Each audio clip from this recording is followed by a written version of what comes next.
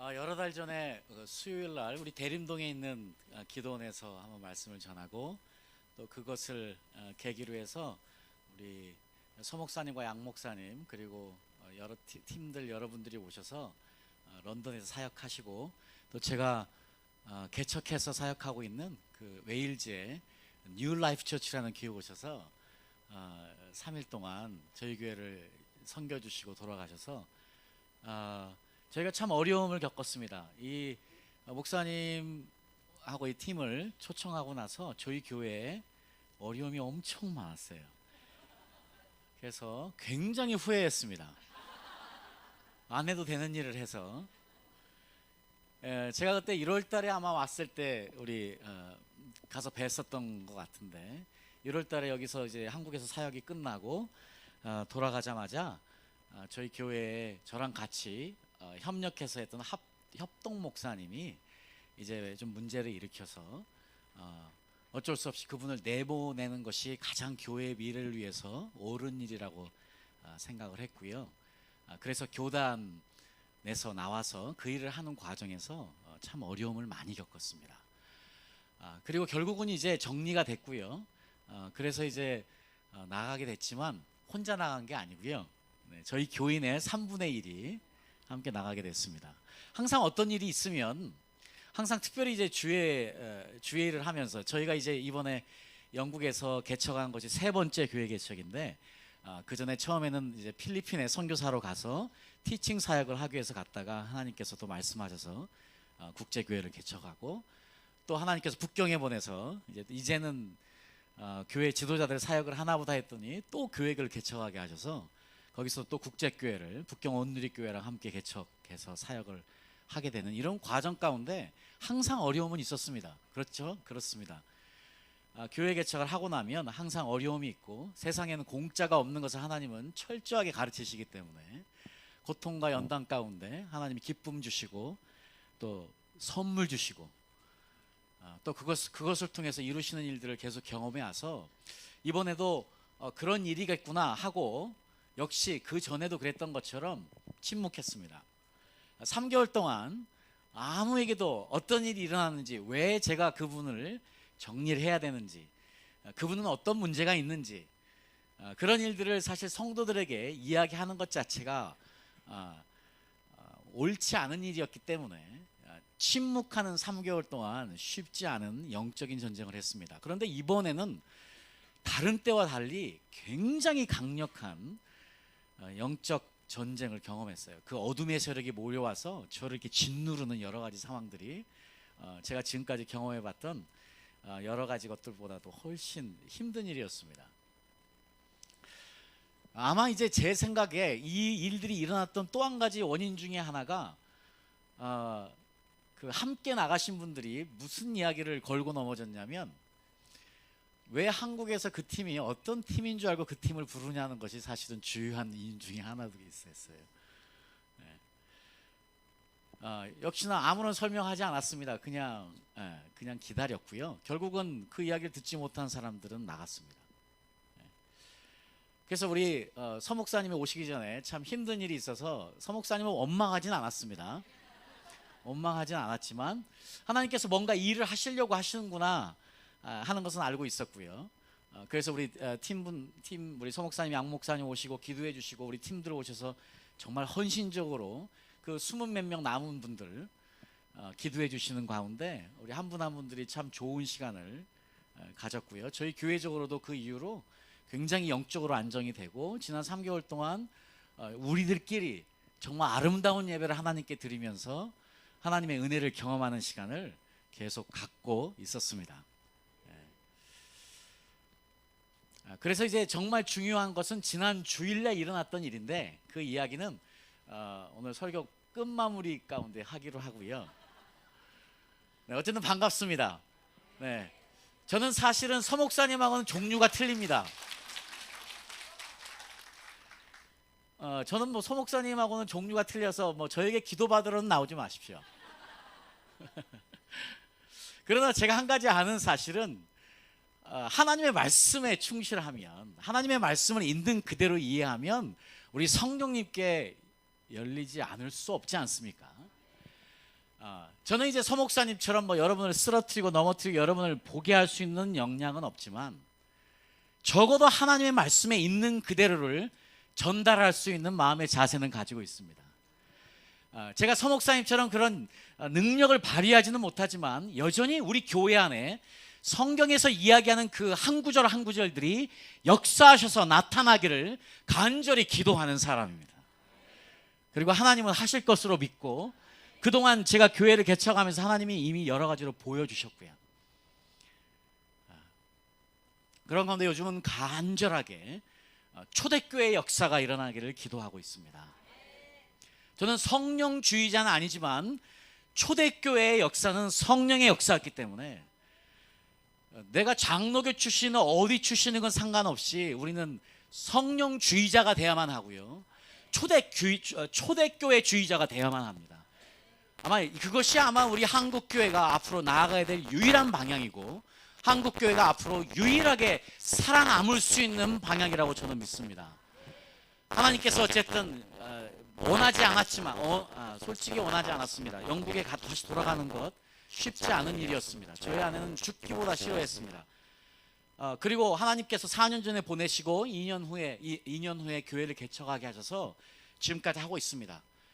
인원이 작은 인원이지만 한 가지 바람은 이미 영국 교회는 다 죽어 있어요. 한국 교회도 아마 10년 후면 영국 교회 꼴 날 겁니다. 지금 그 방향으로 가고 있습니다. 어떻게 보면 이 엄청나고 힘든 상황에서 이것을 어떻게 막을 수 있을 것인가? 유럽은 지금 1% 남았거든요. 영국은 4% 남았습니다. 그나마 유럽에서 가능성 있는 나라, 그나마 유럽에서 여전히 그래도 하나님을 믿는 사람이 남아있는 나라가 영국입니다. 자, 영국도 지금 여지없이 교회들이 문을 닫고 있고요. 여지없이 죽어가고 있는 것은 사실입니다. 그러나 그것이 전부가 아닙니다. 여전히 하나님을 사모하고 하나님의 말씀을 사모하고 하나님의 말씀 있는 그대로를 사모하는 사람들은 하나님의 역사를 경험하고 부흥을 경험하고 교회의 성장을 경험하고 있습니다. 자, 그런 의미에서 저는 비록 가는 길이 서 목사님하고 다를지 몰라도 하나님의 나라를 사모하는 사람으로, 하나님의 나라가 다시 오심을 사모하는 사람으로 어찌 우리가 편을 가를 수 있겠습니까? 자, 한 마음으로 주님 오실 때까지 이룰 수 있는 좋은 동지를 주신 하나님께 너무 감사드립니다. 자, 그래서 오늘 이 시간은 저희가 한번 앞으로 이제 한국 교회가 어떤 방향으로 나아가야 될지 너무 큰 문제죠. 자, 이 일을 생각하기 전에 도대체 나는 어떤 자세를 가지고 하나님을 대해야 될지 우리가 한번 생각해 본다면 좋은 시간이 될 것 같아서요. 오늘 출애굽기 말씀을 가지고 말씀을 전해보도록 하겠습니다. 출애굽기 19장 1절에서 4절까지의 말씀입니다.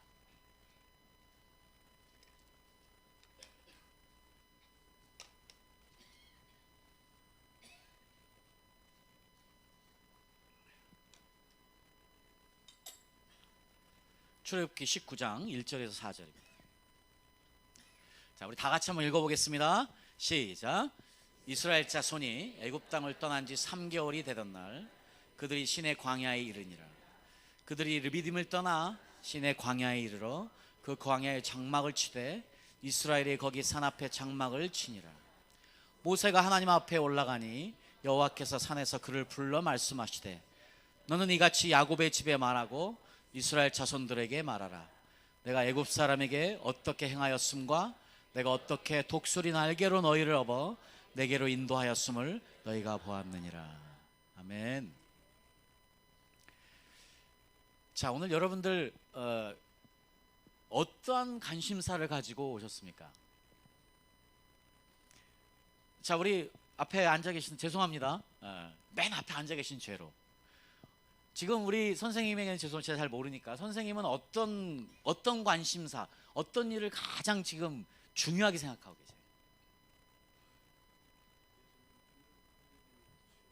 믿음이 최고. 자, 그러면 인생에 있어서는 지금 어떤 것이 가장 큰 문제입니까? 없습니까? 즐거우시다고요? 여기 안 오셔도 되는 분이 오셨네. 자, 여러분의 요즘에 관심사는 어떤 관심사이세요? 어떤 일이 여러분에게 가장 중요한 일이세요? 여러분이 기도할 때에 어떤 일을 가장 중요하게 생각하시면서 그 일을 먼저 주님께 올려드리고 계십니까?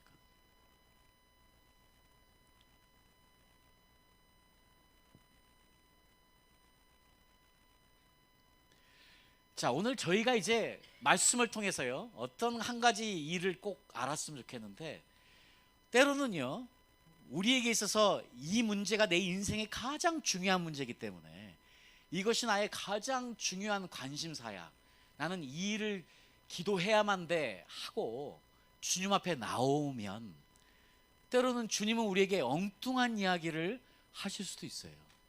왜냐하면 우리의 관심사와 주님의 관심사가 다르기 때문입니다. 그래서 저는 오늘 여러분들에게, 자, 나에게 지금 제일 중요한 일이 무엇입니까? 하면 여러분들 다 각자 가족의 문제, 자녀의 문제, 또 내 자신의 문제, 여러 가지 이야기들을 말하실 수 있을 것 같으신데요, 오늘 저희가 출애굽기 19장 말씀을 통해서 도대체 하나님은 그러면 어떤 관심을 주로 가지고 계시는지를 알게 된다면, 자, 여기에 축복의 비밀이 있습니다. 여기에 우리가 흔히 이야기하는 이 땅에서 인생의 성공의 비밀이 있습니다. 자, 우리 그 이야기를 한번 생각해 보도록 하겠습니다. 자, 저희가 읽은 것처럼요, 지금 출애굽기 19장 말씀에 보니까 이스라엘 백성들이 지금 출애굽을 하고 나서 40일이 지나고 나서요, 이스라엘 자손이 애굽 땅을 떠난 지 3개월이 되던 날이라고 나와 있어요. 3개월이 되던 날, 그들이 시내 광야에 이르니라. 그들이 르비딤을 떠나서 시내 광야에 이르러서 드디어 장막을 쳤다고 나옵니다. 그리고 모세가 하나님 앞에 올라가니 여호와께서 산에서 그를 불러 말씀하시되, 너는 이같이 야곱의 집에 말하고 이스라엘 자손들에게 말하라. 내가 애굽 사람에게 어떻게 행하였음과 내가 어떻게 독수리 날개로 너희를 업어 내게로 인도하였음을 너희가 보았느니라. 자, 지금 이 이스라엘 백성들은요, 애굽 땅에서 지금 오래 기간 동안에 종살이를 했습니다. 자, 그렇다면 그 당시에 애굽 사람들에게 있어서 가장 중요한 관심사는 뭐였을까요? 종살이 했으니까. 자, 종살이 했던 그때의 이스라엘 백성들에게 가장 큰 관심사는 뭐였을까요? 그렇죠, 이 종으로부터의 자유, 이 노예 해방이지 않겠습니까? 자, 그러니까 이제 이 일이 일어난 거예요. 지금 그동안 수백 년 동안 지금 계속해서 갈구했던 이 자유를 경험한 이스라엘 백성들이거든요. 그런데 하나님께서 뭐라고 말씀하셨죠? 하나님께서 이스라엘 백성들을 꺼내셨을 때에 이스라엘 백성들의 지금 그 다음에 가장 중요한 관심사는 뭐였을까요?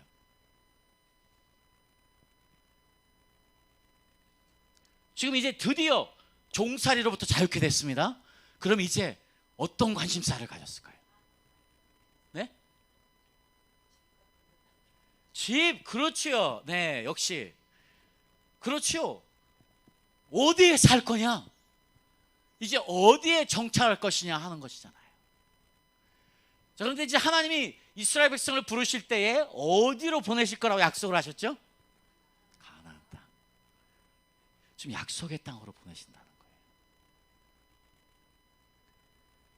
자, 그러니까 이제 오랜 기간 동안 그 노예로부터 해방되어지는 것을 경험한 이스라엘 백성들, 이제는 새로운 관심사가 생겼습니다. 그 문제가 해결이 됐으니까 그 관심사는 이제 가서 정착하고 먹고 살 그곳 가는 것, 약속의 땅에 들어가는 것이었어요. 그것을 하나님은 가나안 땅에 들어가게 하실 거라고 말씀하셨고요. 자, 그래서 이제 지금까지, 지금 저희가 읽은 19절 말씀까지 이스라엘 백성들은 지금 출애굽하고 나서 그 기쁘고 감사하고 즐거운 마음으로 하나님과 동행을 하면서, 야, 언제 이제 그 땅에 들어가나, 언제 하나님이 계획하시고 하나님이 만들어 놓으신 그 땅에 들어가서 우리가 드디어 자유인으로 행복한 삶을 살 수 있을까? 그래, 이제 우리의 마지막 종착지는 하나님이 말씀하시고 약속하신 약속의 땅 가나안이야. 그렇게 생각하고 있었을 거예요.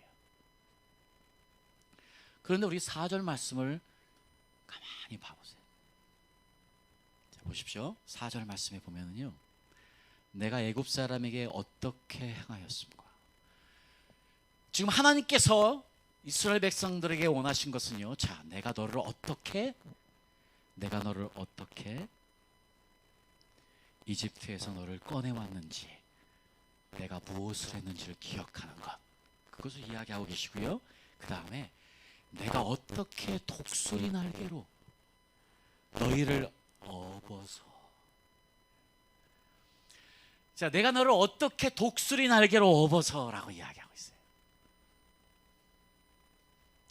자, 우리가 성경에 보면 이제 하나님 그 성경에서 독수리에 대한 표현을 많이 쓰고 있습니다. 여기에서는요, 우리 하나님 아버지가 하나님 스스로 우리를 돌보시는 것을 독수리를 빗대서 이야기하고 있는 거예요. 내가 여전히 너희를 돌보고 있는데 내가 너를 독수리 날개로, 자, 지금 우리 여기에는 업어서 데려왔다. 하나님 스스로를 독수리같이 우리를 돌보시는 분이라고 이야기하고 있습니다. 자, 그러면 이제 우리가 한 가지 생각을 해봐야 돼요.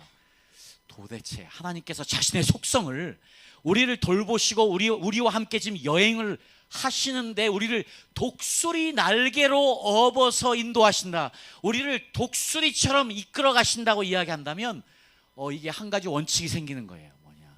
독수리가 어떻게 자신의 자녀들을 훈련시키는지요. 우리 잘 아시다시피 독수리 훈련 방법은 독특합니다. 네. 아니, 어느 부모가 자녀를 사랑하지 않겠습니까? 그러나 독수리도 역시 동물적인 본능으로 자녀들을 사랑하지요. 자, 그러나 이제 독수리는 때가 되면 어떤 일을 하죠? 자기 새끼들이 일정 부분 자라게 되면 어떻게 하죠? 네, 뭘로요? 뭘로 떨어뜨립니까? 자, 지금 그동안 새끼들이 아주 편안하게 엄마가 물어주는 것 먹고 잘 자랐습니다. 편안했어요. 이게 최고인 줄 알았어요. 세상에 더 이상 이런 엄마가 없어요. 자, 그런데 어느 날 때가 됐더니, 아니, 이 엄마가 그 독수리 날개로 자기를 밀어내기 시작하는 거예요. 자기를 그 네스트에서 뭐라고 그러죠? 네스트, 둥지에서 자기를 몰아내는 거예요. 자, 주님께서 지금 우리랑 함께 여행하고 계시는 것을 믿으시죠? 우리가 예수님을 믿고 주님을 내 마음에 모신 그 순간부터 하나님께서 우리와 함께 믿음의 여행을 지금 하고 계시는데, 지금 오늘 말씀처럼 독수리의 날개로 우리와 함께 여행하고 계시는데, 문제는 그 날개가 우리를 여전히 이끌어가는 것으로만 쓰는 것이 아니고 훈련의 도구로도 사용된다는 것입니다. 독수리가 자기의 새끼들을 그 네스트에서 쫓아내어서 날게 하시는 것처럼 주님이 지금 우리에게 원하시는 것은 어떤 거예요? 지금 엄마가 자녀들을 그 네스트에서 내보내가지고 자기처럼 함께 날기를 원하는 거예요. 함께 날아서 어디까지 가게 원하는 거예요? 이 구름을 헤치고 구름 위로 올라가게 원하는 거예요. 그럼 뭐가 없습니까? 고통이 없어요. 슬픔이 없어요. 모든 것이 초월되어지는 단계입니다. 이 세상에 보이지 않습니다. 그래서 독수리 날개치처럼 올라가는 것, 이것을 시키려니까 우리 주님, 우리 하나님께서 이야기하신 것처럼 그 독수리 날개로 우리를 자꾸 내치시는 거예요. 날게 해야 되니까. 자, 그런데 중요한 게 있습니다. 자, 둥지에서 떨어뜨렸습니다. 처음에 쉬울까요? 안 되죠. 아직 힘이 없으니까 계속 그냥 낙하합니다. 이제 나 죽었구나 할 때 어미가 급속도로 내려와서 낚아채어서 다시 올라갑니다. 그리고 둥지에 놓습니다. 다음 날이 됩니다. 또 그렇습니다. 그 다음 날이 되면 또 그렇습니다. 언제까지? 날 때까지. 저 하나님께서요, 이스라엘 백성들을 부르시고 내가 너를 독수리 날개로 여기까지 왔어. 내가 나를 독수리 날개로 보호했어. 내가 독수리 날개로 너를 업어서 왔어. 이 이야기는 참 많은 의미를 가지고 있는 것 같습니다. 그리고 이야기하시는 말씀이 여기 있어요. 너희를 업어 내게로 인도하였음을 너희가 보았느니라. 그런데요, 여기에서 우리가 한국말을 읽으면 놓치는 표현이 있어요. 보십시오. 내가 독수리 날개로 너희를 업어서 누구에게로 왔다고요? 하나님 자신에게로. 그래서 이걸 영어 성경으로 보면은요, 그래서 우리가 이제 한국 성경을 읽다 보면 이런 표현 같은 경우는 이게 쉽게 지나치게 돼서 이 중요성을 잊게 돼요.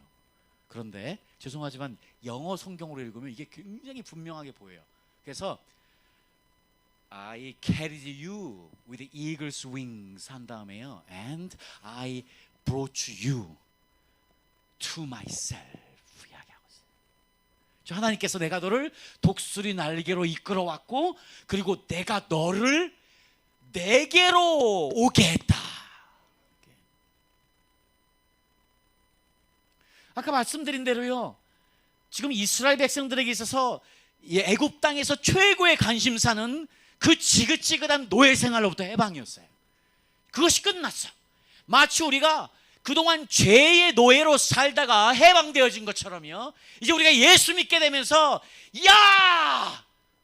이제 나도 새로운 삶이고 새로운 인생이고 이제는 내게 탄탄대로가 있겠구나.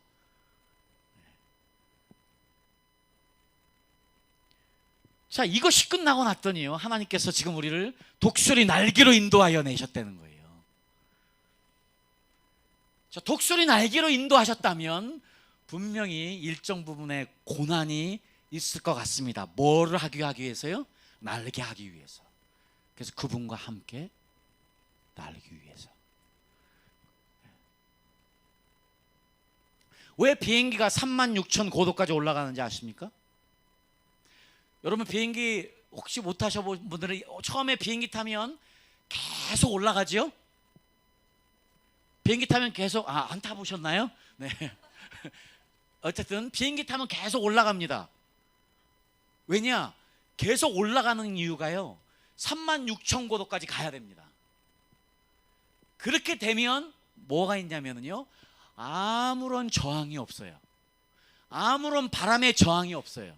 물론 이제 기류라는 것이 있어서요, 그건 있지만 우리가 흔히 보는 이 구름이나 어떤 우리가 비가 오고 하는 이런 기상대를 통과하는 거예요. 그거를 통과해야 연료가 가장 적게 들고 그것을 통과해서 날아야 가장 빨리 날 수 있기 때문이에요. 자, 성경에서 이야기할 때 독수리 날개치듯이 올라가라 하는 이야기는, 우리의 영이 독수리 날개치듯이 올라가라는 것은 거기까지 가라는 거예요. 어떠한 저항도 없는 거기까지. 여전히 우리 삶에 고통이 많습니다. 어려움이 많습니다. 자, 그런 모든 연단들은 결국 우리를 어디로 가게 하시는 훈련이요? 날아서 거기로 올라가게 하는 훈련이에요. 그래서 우리 아까 선생님 앞에 이야기하신 것처럼요, 그냥 기뻐요 하는 이야기가 나와야 되고, 그래서 아마 주위에 있는 분들이 우리를 이상한 사람이라고 생각할 수도 있지요. 슬퍼해야 되는데 슬퍼할 수 없고, 힘들어해야 되는데 힘들어할 수 없고. 자, 주님과 그 단계 올라가면 우리가 다 그렇게 되는 것이지요. 자, 그런데 이제 여기에가 우리가 한 가지 꼭 알아야 되는 사실이, 지금 어떤 이야기를 주님께서 하셨냐면 이스라엘 백성들에게, 야, 내가 지금 너를 애굽에서 불러내어서 여기까지 인도해 냈는데 너의 종착지가 가나안 땅이야, 약속의 땅이야 할 줄 알았어요. 지금 4절 말씀에 하나님께서 너의 종착지는 어디라고요? 나야.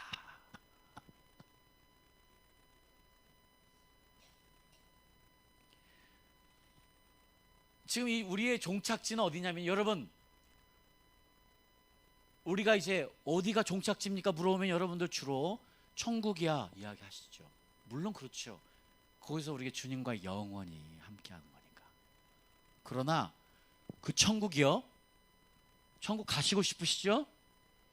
그럼 이 땅에서 누려야 되는 것은, 이 땅에서 경험해야 되는 것은 그 천국에 계시는 그분이 나와 함께 하시는 거 경험해야 되고요, 이 땅에서 여전히 그분과 함께함으로 해서 누리는 것을 누리는 자만이 갈 수 있습니다. 이 땅에서 하나님을 경험하는 것은요, 천국 연습하는 거예요. 그러니까 우리가 지금 어떤 사실이든지 오늘 말씀을 통해서 분명히 알 수 있는 것은 뭐냐면, 우리가 때로는 착각해요. 우리의 관심사가 하나님과 틀린 경우가 너무 많아요. 하나님은 처음부터 나를 부르시고 나를 인도하셔서 나를 어디로 인도하게 오셨느냐, 그분 자신에게 인도하게 원하시는 것이에요. 그런데 우리는 우리의 관심사에 몰입해서 내가 생각하는 중요한 일에 얽매여서 그것이 전부인 줄 알아요. 그래서 그것 쫓아가. 그리고 주님께 이야기해요. 나는 이게 제일 중요하니까, 나는 이게 내 인생에 제일 중요하니까 주님 나랑 함께 해주세요. 주님 나 따라오세요. 주님 내 관심사 들어주세요. 그러니까 오래 걸리는 거예요. 우리 하나님 아버지의 관심사가 무엇인지를 알면 선물로 주십니다. 자, 오늘 지금 이스라엘 백성들에게 하나님께서 하신 이 말씀은 너무나 중요해요. 내가 너를 나에게로 인도했다 하는 거예요. 자, 여러분, 그래서 명심하십시오. 어떠한 일이 있든지 어떠한 어려움이 있든지 앞으로 우리가 그런 일들을 당할 때에 우리가 오직 향할 분은, 오직 내 모든 관심의 대상은 그리스도 예수, 우리 하나님 아버지라는 것이에요. 이스라엘 백성들이 이 사실을 잊을 때마다 연단을 경험합니다. 하나님은 오늘 지금 시내산에서, 시내산 앞에서 지금 분명하게 너의 마지막 데스티네이션, 너의 종착지는 나야.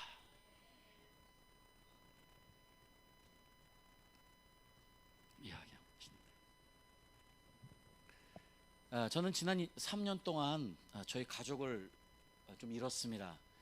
저희 누님은 3년 전에 소천하셨고요, 막내 누님이. 또 그리고 제 어머니도 2년 전에 소천을 하셨는데, 특별히 3년 전에 저희 막내 누님 목사님이셨었는데 누님 소천하시고 참 마음이 아팠어요. 물론 이제 주님과 행복한 시간을 보낼 거니까 그것이 저를 마음 아프게 하진 않았지만, 그 마지막 때에 저희 누님에게 들었던 말들이 저를 굉장히 가슴 아프게 했습니다. 저희 누님이 그 일찍이 처녀 때 예수님을 믿고 그 예수님의 기적을 경험하고 주의 종이 됐습니다. 그리고 그래서 교회 3개를 개척했어요. 처음에 세웠던, 처녀 때 처음에 세웠던 첫 번째 교회도 이제 시골에서 아주 좋은 아름다운 교회로 지금도 여전히 잘 목사님 사역하고 계시고, 두 번째 교회도 사실 저희 제 바로 위에 형님이 맡아서 또 하시면서 지금 한 5,000명 되는 교회가 됐어요. 또 세 번째로 또 결혼하고 나서 개척한 교회도 지금 한 수백 명이 모이는 아름다운 교회로 발전을 했습니다. 근데 이제 마지막에 저희 누님이 기도원 사역을 하셨어요. 그래서 서울에서 조그만 그 지하실에서 그 몇 명 되나 20-30명 되는 사람들 기도해주고 하면서 이제 오랫동안 사실은 그 지하실 기도원 생활을 오래 했어요. 저희 누님이 굉장한 여장부입니다. 사실은 이제 굉장히 믿음의 사람, 기도의 사람이고 뭔가 큰 일을 할 수 있었지만 그 여자라는 한국에서 한계 때문에 여러 가지 것들이 있긴 있었어요. 제가 지금 이런 말씀을 왜 드리냐면, 저희 누님이 그 대장암으로 이제 돌아가셨는데, 제가 그 소천하기 2주일 전에 만났었는데 제가 깜짝 놀랐어요. 저희 누님이 너무 살고 싶어 하시는 거야. 너무 살고 싶어 하시는데 그 이유가 뭐냐면, 그때 그 저희 그 누님 목사님이 자기가 실패한 종이라고 생각을 하는 거예요.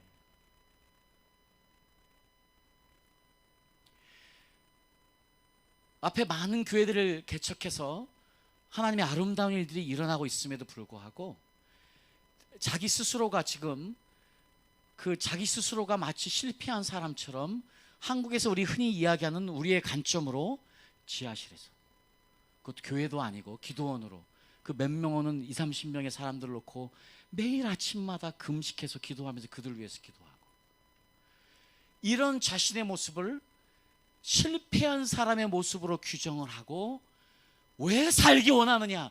주님, 아직 내 사명 끝나지 않았습니다. 주님, 내 사명 아직 끝나지 않았습니다. 나 살려주십시오. 나 일하고 가야 되는데.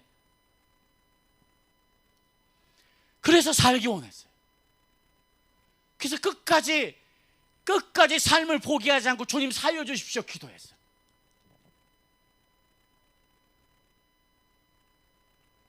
세상에는 실패 같은 성공이 있습니다. 그리고 성공 같은 실패가 있습니다. 저희 누님이 너무 그걸 강하게 이야기를 해서 제가 그 아픈 사람을 데리고 무슨 이야기를 하는 것이 쉽지 않아서 사실은 말을 이야기하지 못한 것이 너무 안타까워요. 제가 이야기를 해줬어야 되는데, 누님은 실패한 게 아니야. 지금 내 꼬라지가 이렇다고 실패한 게 아니야. 내가 어디에 있든지, 내가 무엇을 하든지 중요한 것은 주님, 그분 안에 있는 거야. 그분이 내 종착지임을 알고 그분에게만 가 있으면 나는 성공한 건데, 오늘날 한국에 많은 분들이 저희 누님과 비슷한 생각을 가지고 돌아가세요. 많은 목회자들이 저희 누님과 같은 생각을 가지고 목회를 하시다가 마무리를 하세요.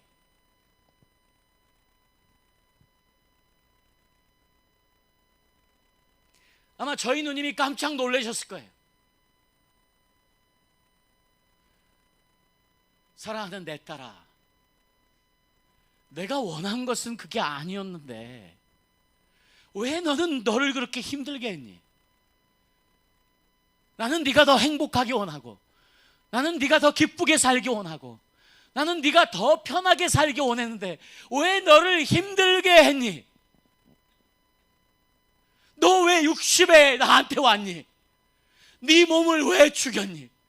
왜 아침마다 매일 금식하면서 김밥 쪼가리로 때우고, 그래서 네 몸을 죽여서 나한테 일치고 왔니?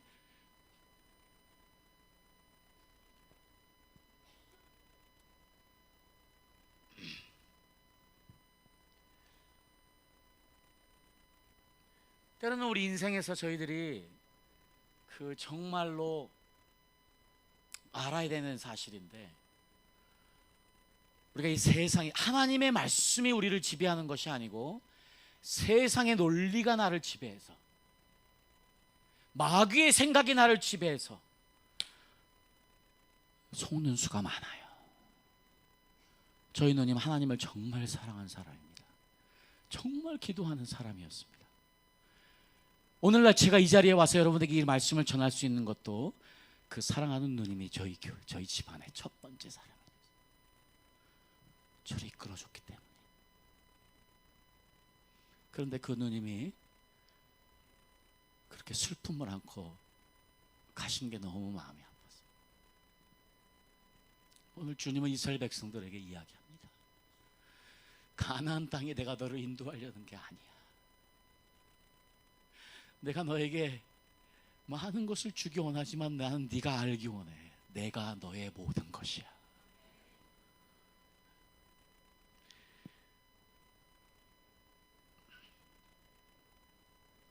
때로는 하나님의 관심사는요, 저희와는 정말 틀릴 때가 많아서 깜짝깜짝 놀랄 때가 있습니다. 제가 지금 2년 전에 그 브라칼라 지금 있는 교회를 개척하기 전에 4년 전에 영국을 처음 가자마자 한 침례교회에 설교 목사가 됐어요. 자, 원래는 이제 그 교회에서 저에게 담임 목사가 되기를 원해서 불러서, 뭐 제가 원했던 것도 아니었고 그 교회가 원해서 한 일이었는데, 그 교회가 어쨌든 이제 교회가 좀 제가 하면서 부흥이 되면서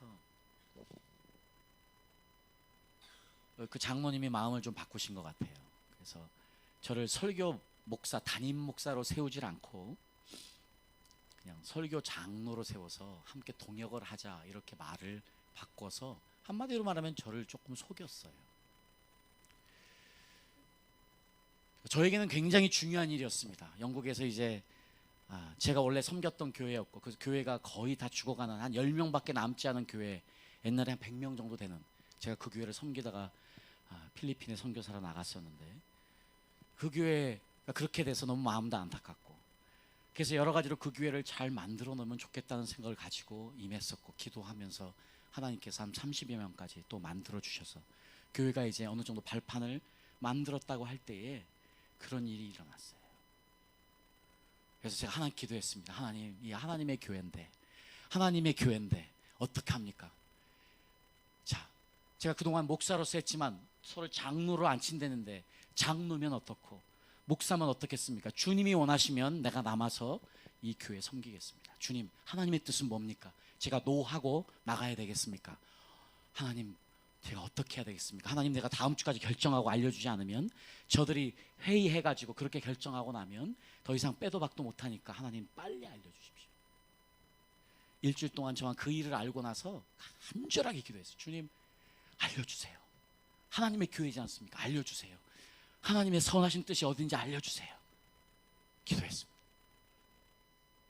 정말 간절히 기도했습니다. 하나님이 한 3, 4일이 지나고 나서 말씀하셨어요. 새벽에.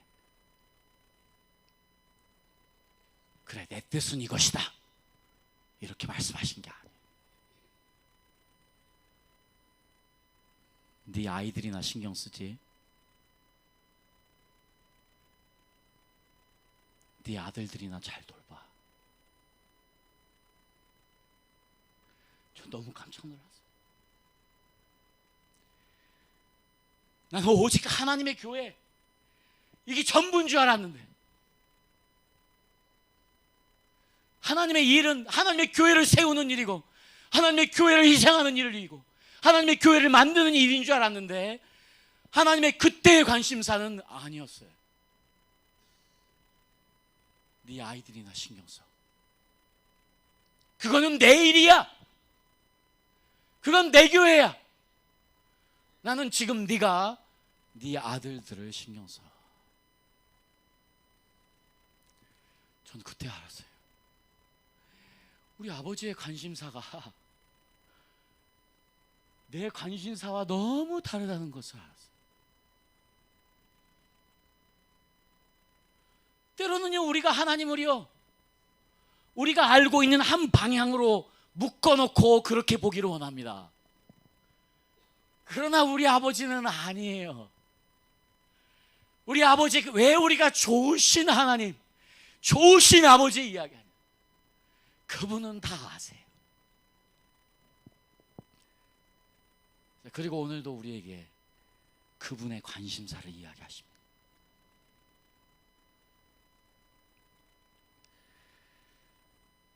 자, 그런 의미에서 저희가 우리의 신앙 가운데 앞으로 주님이 오시는 그날까지 우리가 이 땅에 살아가면서 잊지 알아야 될 한 가지 진리, 내 마지막 종착지는 주님.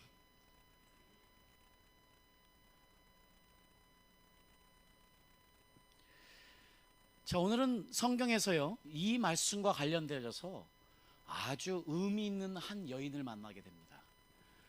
그 여인의 이름은 레아입니다. 이 레아는요, 사랑받지 못한 여인이에요. 이 레아에 대해서 우리가 한번 살펴보도록 하겠습니다. 우리 창세기 29장 말씀을 한번 보도록 하겠습니다.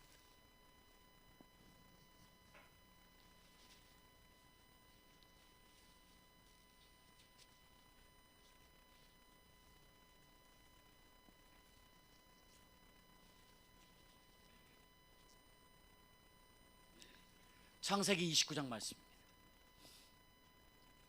창세기 29장 16절 17절 말씀 우리가 한번 다 보겠습니다. 자, 우리가 잘 아시다시피 지금 레아는요 야곱의 첫 번째 부인입니다. 여러분 야곱에 대해서야 뭐 너무 많이 잘 아시니까 굳이 설명드리지 않고 단지 레아는 우리가 조금 생각해 볼 필요 있으니까 레아를 한번 만나보도록 하겠습니다. 16절 10절 우리 다 같이 읽어보죠. 시작.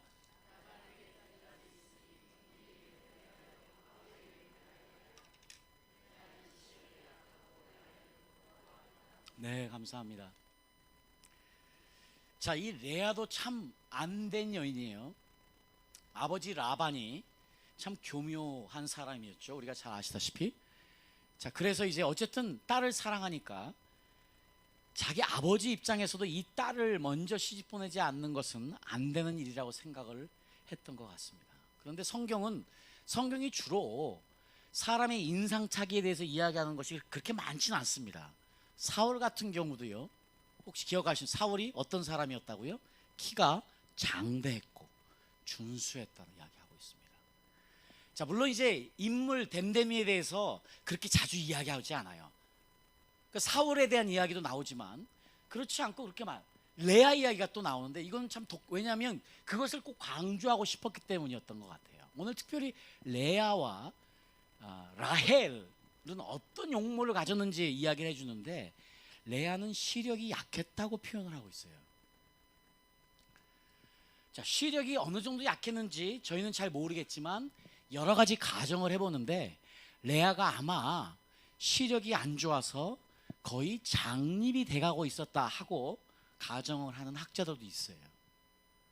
또 실제로 이제 우리 성경이 아닌 영어 성경을 보면요, 킹 제임스 버전 같은 경우는 레아가 아름다운 눈을 가졌다고 tender eyes, 다른 NLT 같은 경우는요 beautiful eyes, 그러니까 아름다운 눈을 가졌다고 대신 표현하고 있어요.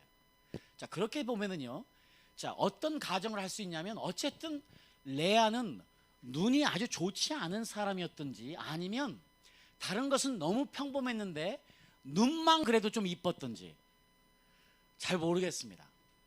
중요한 것은 레아는 사랑받지 못했다는 사실이에요. 자, 반면에 라헬의 이야기를 하는데요, 라헬을 특별히 그냥 이뻤다가 아니에요. 여기서 구체적으로요 곱고 아리따웠다고 표현을 하는데, 자, 이 영어 성경에 보면 조금 더 분명하게 폼도 이뻤대요. 그러니까 요즘 말로 하면 몸매도 이뻤고 그 다음에 페이스도 이뻤다, 얼굴도 이뻤다 이렇게 표현하고 있어요. 그러니까 요즘 말로 하면은 이 뭐라 그래요? 요즘 뭐라 그래요? 대박? 뭐 어쨌든 간에 어쨌든 이 라헬은요 여러 면으로 정말 아름다운 여자였던 것이 분명한 사실이 성경이 그걸 구체적으로 이야기까지 하고 있으니까. 레아는 아마 지극히 정상적이었던지 지극히 보통 여자의 수준이었을 가능성이 높은 것 같습니다. 우리가 잘 아는 스토리처럼 이 레아가 사랑받지 못했어요. 그래서 어쨌든 야곱도 불쌍하지요? 네. 그렇지만 레아도 사실은 굉장히 불쌍한 여자인 거예요. 아버지의 속임수에 의해서 했기 때문에 이 야곱의 입장에서 레아가 이쁠 리가 없지요. 생각을 해보십시오. 속임당해서 한 결혼인데 그 여자가 이쁠 수가 있겠습니까? 그리고 다시 라헬을 바라보며 7년을 일했기 때문에 그 레아가 그 눈에는 뭐로 보였겠습니까? 천덕꾸러기였겠죠. 자, 우리 주님께서 그 아픔을 아셨죠. 그래서 29장 31절에 보니까요, 여호와께서 레아가 사랑받지 못함을 보시고 그의 태를 여셨으니 라헬은 자녀가 없었더라. 자, 드디어 하나님께서요 그 레아가 사랑받지 못한 걸 아시고 내가 너를 어떻게 해줄까? 내가 너를 위해서 어떻게 해줄까? 하는 그 아프고 간절한 마음으로 레아의 태를 여셔서 아이를 낳게 해주셨어요. 그래서 우리가 잘 아시다시피 네 아들을 낳습니다. 4명의 아들을 낳습니다. 처음에 아들의 이름이, 그래서 32절에 보니까 레아가 임신하여 아들을 낳고 그 이름을 루벤이라 하여 이르니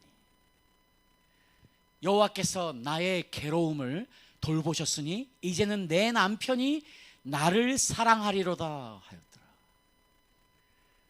지금 이 사랑받지 못한 라헬 입장에서요, 레아의 입장에서, 죄송합니다. 레아에게는 어떤 게 가장 큰 관심사예요?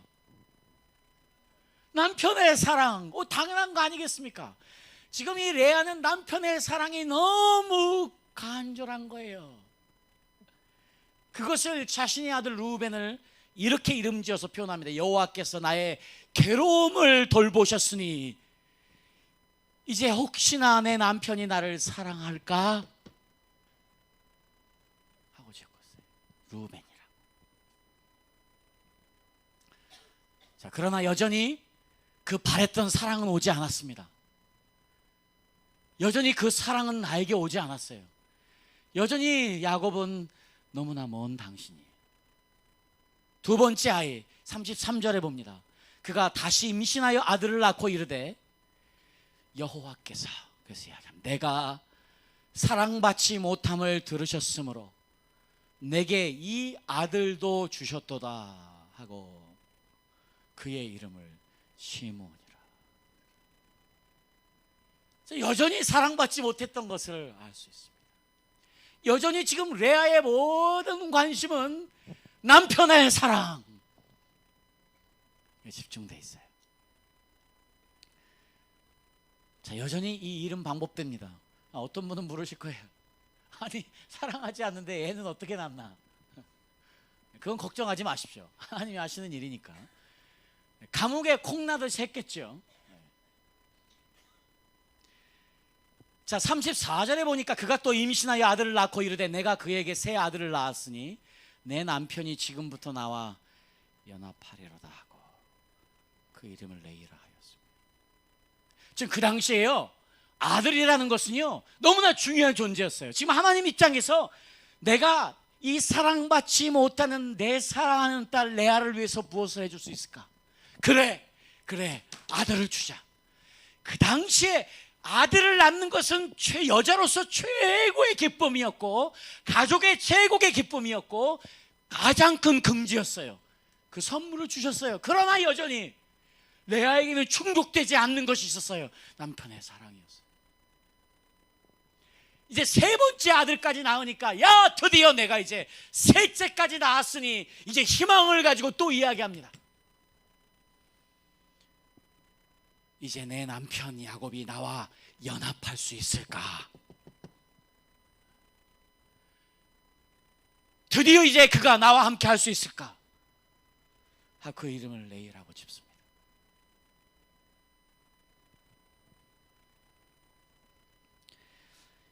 여전히 야곱은 레아에게 너무나 먼 당신이었던 것 같습니다. 자, 그런데 이제 셋째를 낳고 나서요, 하나님께서 넷째를 주십니다. 이 넷째는 우리에게 아주 특별합니다. 자, 한번 넷째를 보죠. 35절 한번 읽겠습니다. 그가 또 임신하여 아들을 낳고 이르되 내가 이제는 여호와를 찬송하리로다 하고 이로 말미암아 그가 그의 이름을 유다라 하였고 그의 출산이 멈추었더라. 드디어 넷째가 나왔어요. 넷째 이름이 유다예요. 유다의 이름이 뭐라고요? 여호와를 찬송하리로다.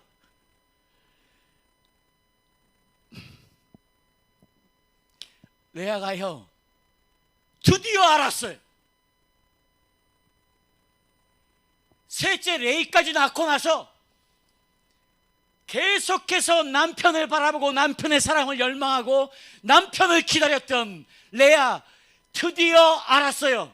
어떤 것을? 천국의 비밀을 알았어요.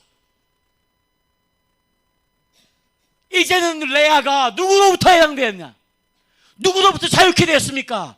남편으로부터, 남편의 사랑으로부터. 그래 야곱아, 나는 이제 네가 전부가 아니야.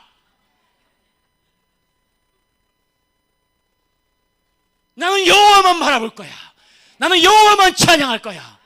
이제 내 모든 감심사는 네가 아니고 여호와야 선포하는 거예요. 여러분, 우리가 잘 아시다시피 이렇게 난 네 번째 아들 유다를 통해서 누가 나옵니까? 예수님이 나옵니다. 이게 천국의 비밀이에요. 그동안 레아는 죽을 것 같았어요. 남편의 사랑을 받지 못해서. 당연하지 않겠습니까? 얼마나 아팠겠습니까? 성경이 사랑받지 못한 레아라고 이야기합니다. 그런데 이 레아의 관심사가 남편으로부터 하나님으로 바뀌기 시작할 때 일어나는 사건, 바로 그 유다를 통해서 예수 그리스도를 보내신단 말입니다. 자, 이것이 천국의 비밀이에요.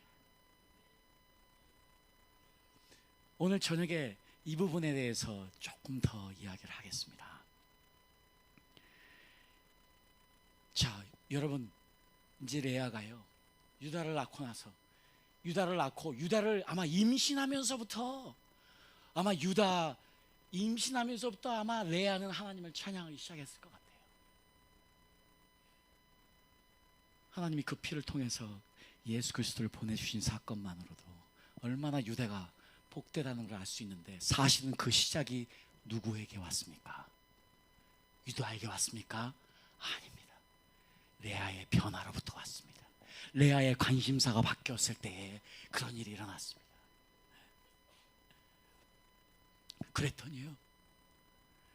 그랬더니 여기서 끝난 게 아니에요.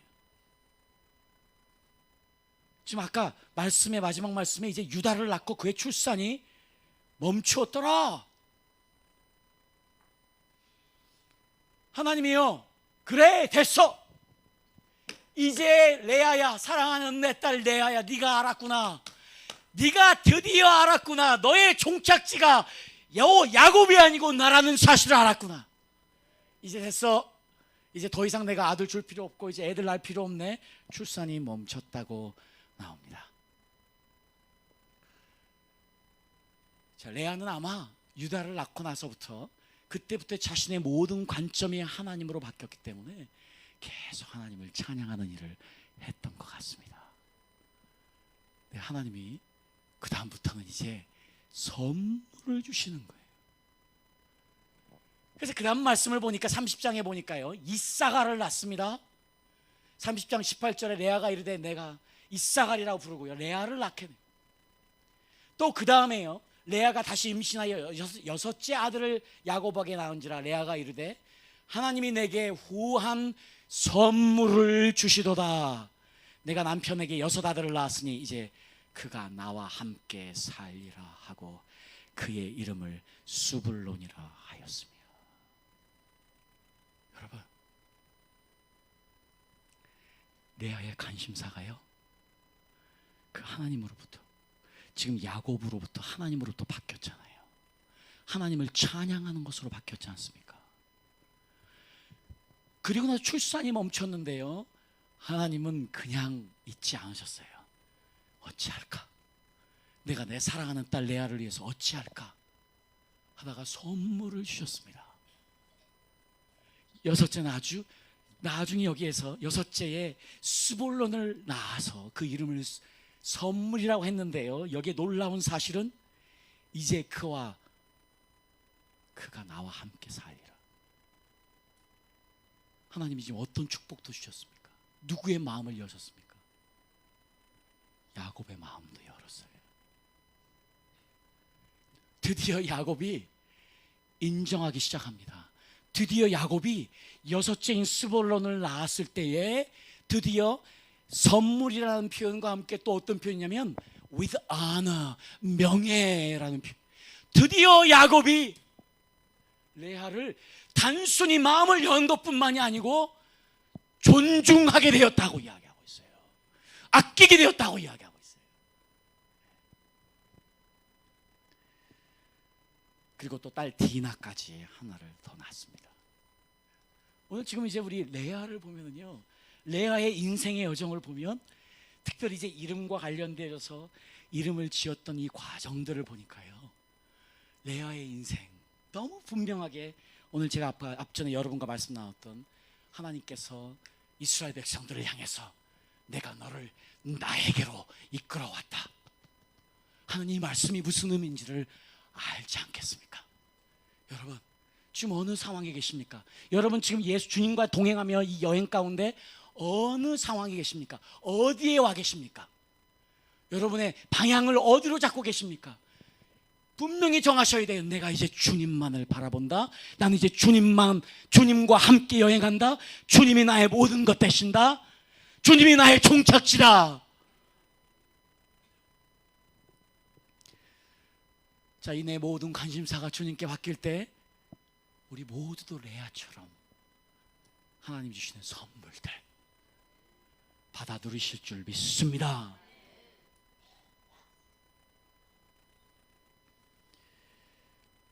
너무 감사하게도 제가 사실 이 말씀 2주 전에 저희 교회에서 했던 말씀 가지고 한 거예요.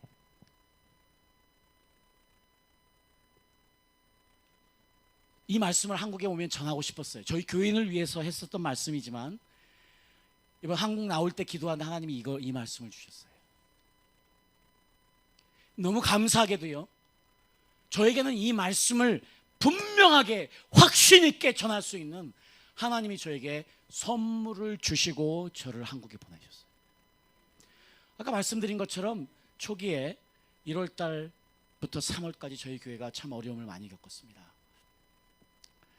항상 그런 일들이 교회 개척마다 있었기 때문에 쉽게 견딜 수 있고 이겨낼 수 있으리라 믿었는데 생각했던 것 이상으로 힘들었던 것 같아요. 사실은 제가 이빨 하나가 떨어져 나갔습니다. 얼마나 스트레스를 많이 받았는지, 주님의 도우심, 주님의 함께하심, 정말 감사하게 제가 그렇게 힘들 때 어디에서, 어느 나라에서, 어느 곳에서 어떤 분들이 기도하고 있었다는 사실을 나중에 많이 알게 됐어요. 하나님께서 저를 아는 많은 사람들의 기도 가운데서 저를 생각나게 하시고 기도하셨다는 것을 나중에 상황이 끝나고 나서 봤더니 알면서 이것은 정말 하나님이 도와주시고 함께 하셨구나 하는 것을 고백할 수밖에 없었어요. 그러나 아무리 주님이 함께 하시고 주님이 역사하셔도 우리 몸에 오는 타격은 어쩔 수 없었는지 이빨이 하나 그냥 툭 떨어져 나가버리더라고요. 그래도요, 어쨌든 이제 교회가 안정이 되고 한 25분 정도 남았습니다. 그래서 저희들끼리 열심히 지난 3개월 동안 모여서 예배하면서 정말 좋은 시간들을 가졌어요. 예배 때마다, 기도회 때마다 정말 한 마음으로 기도하면서 정말 오랜만에 정말 행복한 시간을 갖고 있었어요. 그러면서 이야기했어요.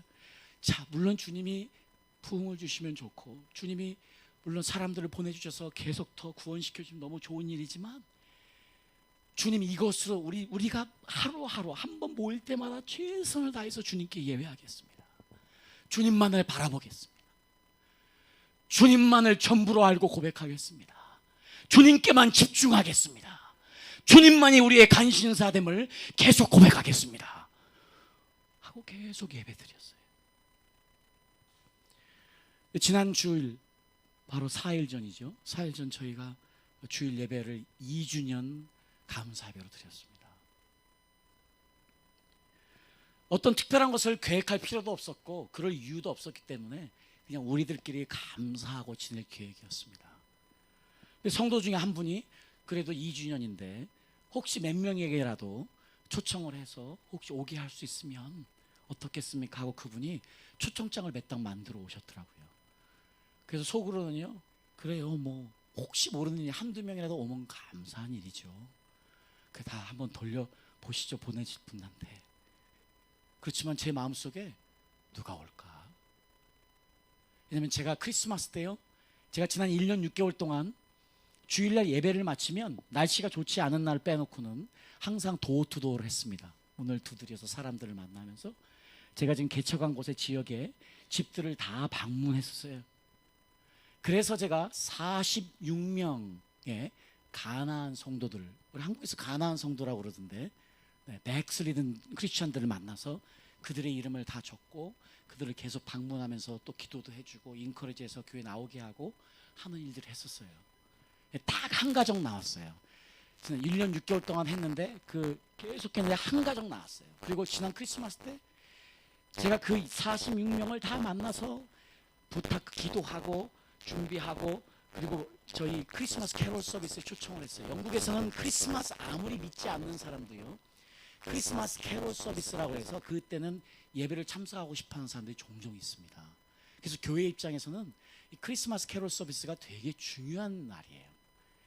작년에 사실 12월 달에 그 일을 했었는데요, 46명 아까 말씀드린 사람 했는데 많은 사람들이 나오겠다고 그랬어요. 그래서 정말 기대했어요. 몇 명이나 나올까? 한 명도 안 왔어요.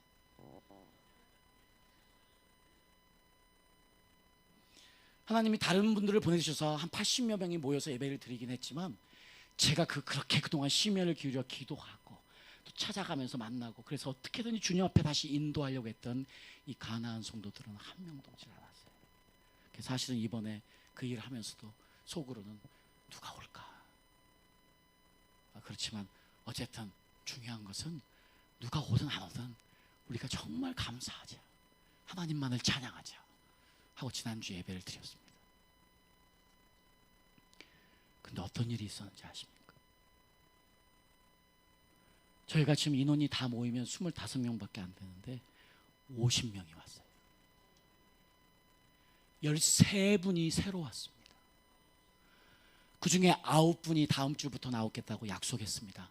다른 교회 성도들이 아닙니다. 교회를 나가지 않던 사람들이 왔다는 사실입니다. 여러분 그냥 조금 놀라셨지만 이거 기적입니다. 저는 지금도 믿겨지지가 않아요. 근데 이게 하나님이 하는 일이에요. 지금 3번째 교회를 개척하면서 다시 한번 되뇌입니다. 내가 할 수 있는 것은 없다.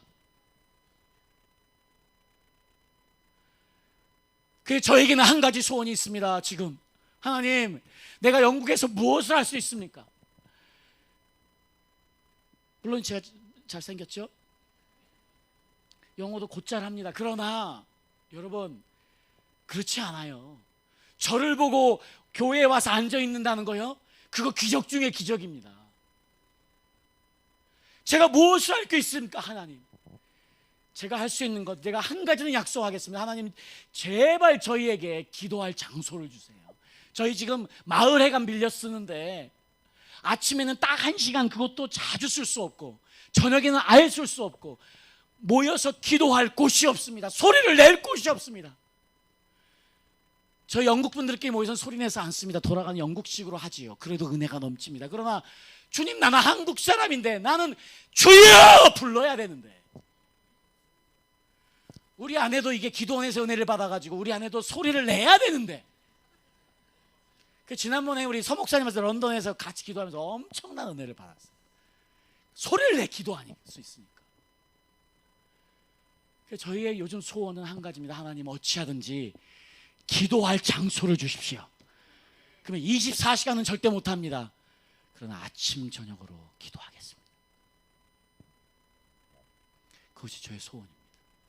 주님, 저에게 아침 저녁으로 기도할 저희 장소를 주시면 주님이 부르시는 그날까지 내가 이 민족 위해서 아침과 저녁에 기도의 단을 쌓겠습니다.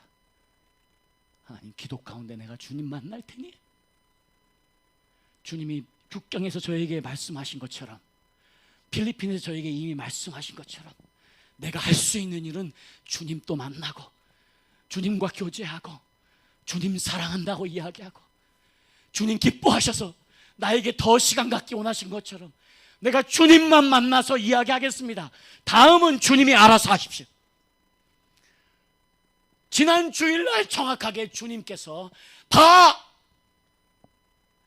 너의 모든 관심이 나에게 오니까 교인 3분의 1을 잃었어도 네가 네 교인과 함께 나만 바라보니까 내가 너에게 선물 줄 거야. 오늘은 네 선물이야. 하나님이 선물 지난주에 주셨습니다. 우리 주님 오시는 그날까지 우리의 관심이 주님께로만 향해 있습니다. 내 인생의 목적지가 예수 그리스도입니다. 아이들이 될 수 없습니다. 남편이 될 수 없습니다. 아내가 될 수 없습니다. 직장이 될 수 없습니다. 돈과 명예가 될 수 없습니다. 예수 그리스도가 내 모든 목적이 되어질 때 우리는 끊임없이 이 땅에서 주님이 주시는 선물 수볼론 레아처럼 받아 누릴 줄 믿습니다. 기도하겠습니다.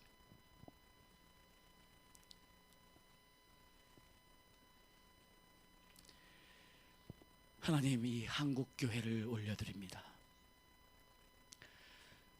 한국교회의 관심사가 바뀌어야 되겠습니다. 주님,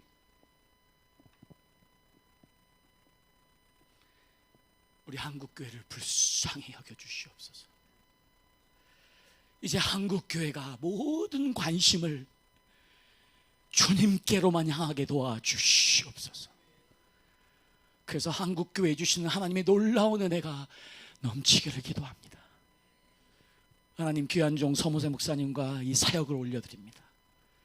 하나님, 귀한 종을 통해서 깨우고자 하시는 일들 계속해서 불처럼 일으켜 주시고, 하나님, 귀한 종과 이 사역팀 모든 분들을 통해서 이루어지는 일들을 통해서 만나는 모든 분들이 주님께로만 향하는 역사 있을 수 있도록 축복하여 주시옵소서. 이제 우리의 모든 관심을 주님께 돌립니다. 주님으로만 만족하고 주님으로만 감사하고 주님으로만 기뻐하는 저희들 되어서 여호와를 찬송할지어다. 내 삶에 여호와의 찬송만이 넘쳐나므로 수불론의 축복, 선물들, 하나님의 명예와 권세를 받아 누리는 저희들 될 수 있도록 축복하여 주시옵소서. 예수님의 이름으로 기도합니다.